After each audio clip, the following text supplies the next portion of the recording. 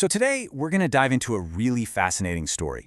It's about putting an AI to the test in the real world to see if it can help diagnose a rare genetic condition that often leaves families searching for answers for years. It's a great look at where medicine and technology are headed. Okay, so before we even get into the nuts and bolts of the AI, let's talk about the human side of this. What's the actual problem we're trying to solve here? Why is a tool like this so badly needed?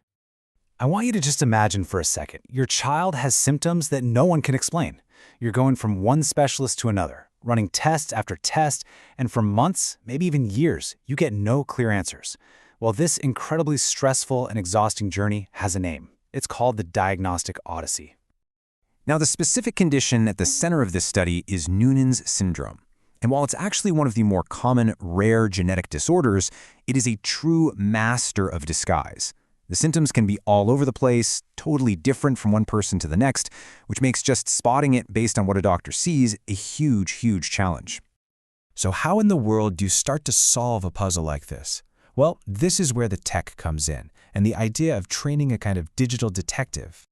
What researchers did is they built an AI, specifically a deep learning model, with one mission: to pore through mountains and mountains of medical data and find the tiny, subtle clues that even a trained human eye might miss.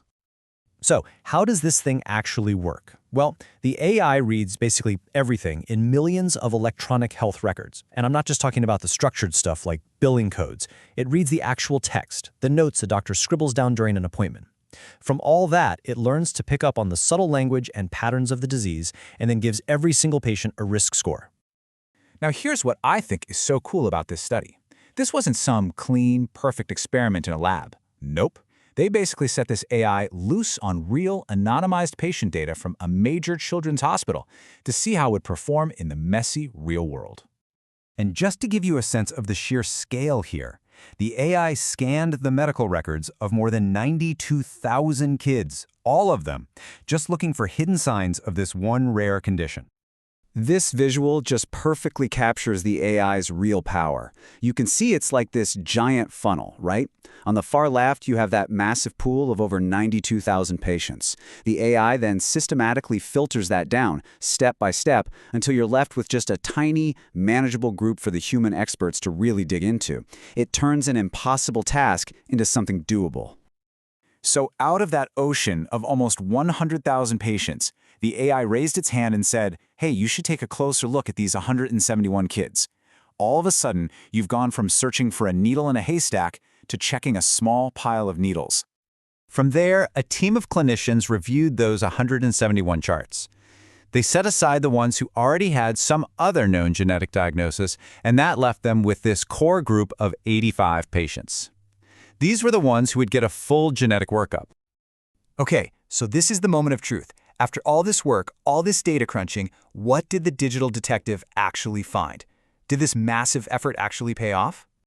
And the answer is a resounding yes. It worked. The AI successfully pinpointed 5 patients who had Noonan syndrome. And what's really cool is that 3 of them were actually diagnosed by their doctors around the same time, which confirmed the AI was on the right track. But 2 of them were brand new diagnoses, found only because this AI flagged them. But hold on, because this is where the story takes a really interesting twist. If you just look at the raw stats, the model's precision, its accuracy rate, was just under 3%. And your first reaction might be, wait a second, that sounds terrible. So what's going on? Is that actually a success or a failure? This chart right here is the key to understanding the whole thing. It shows that a model's precision is directly tied to something called prevalence, which is really just a fancy way of saying how common the disease is. Think about it. If you're looking for something incredibly rare, even the world's best detective is going to have a lot of false alarms. The haystack is just too big.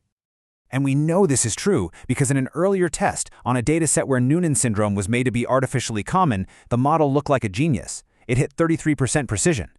So the drop to under 3% doesn't mean the model got worse. It means the real world is a much, much bigger, more complicated haystack.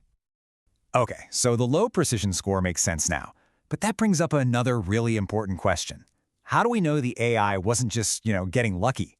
Was it actually finding the right kinds of clues? And this slide is basically the smoking gun. In Chart A, the researchers compared the symptoms of patients they already knew had Noonan syndrome with the symptoms the AI was picking up in its high-risk group. The fact that those dots form an almost perfect straight line tells you the lists were nearly identical. The AI was thinking like a doctor. It was flagging patients for the exact same clinical reasons, like a specific heart defect called pulmonary stenosis. But this is even more powerful. Look at Chart B. The researchers essentially went back in time in these 5 patients' records. Those rising lines show their risk score over the years. And for most of them, the AI score would have crossed into the high-risk zone years before they were actually diagnosed. I mean, think about that. This tool could have potentially cut years off of their diagnostic Odyssey. So let's bring it all together. What's the big picture takeaway from a groundbreaking study like this? What does it mean for the future of medicine? So here's the bottom line. This kind of AI isn't some magic wand that's going to replace doctors.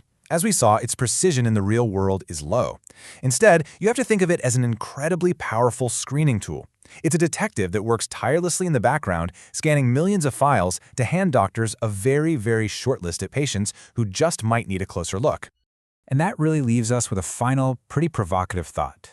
This whole study was focused on just one rare disease, but there are thousands of them out there, each with its own heartbreaking diagnostic odyssey. So you have to wonder, how many other medical mysteries could be solved if we had an AI detective on the case?